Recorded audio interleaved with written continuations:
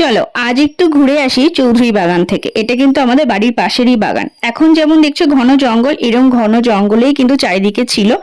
আর এইটা হলো চৌধুরীদের পুকুর। এই পুকুরটা এখন ব্যবহার করা হয় না, সেই জন্য এই পুকুরটার এই অবস্থা। কিন্তু ছোটবেলায় আমার বাবা, আমার পিসিরা কিন্তু এই পুকুরেই স্নান করে বড় হয়েছে। আর এই যে যে জায়গাটা দেখছো, এই জায়গাগুলো এখন বিক্রি হয়ে গেছে।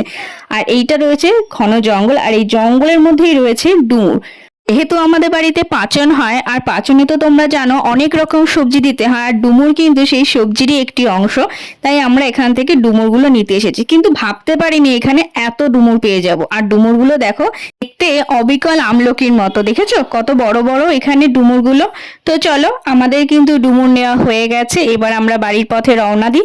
আমরা বাড়ির থেকে ছোট একটা প্লাস্টিক নিয়ে এসেছি, যে তার মধ্যে হয়তো ডুমুর পেয়ে যাব, কিন্তু প্লাস্টিকে ধরেনি, তাই বাগান থেকেই একটা নিয়ে নিয়েছি সুপুরির খোল। আর সুপুরির খোলের মধ্যে বাকি ডুমুরগুলো নিয়ে এবার বাড়ির দিকে চলছি। তো চলো, আজকের মতো টাটা।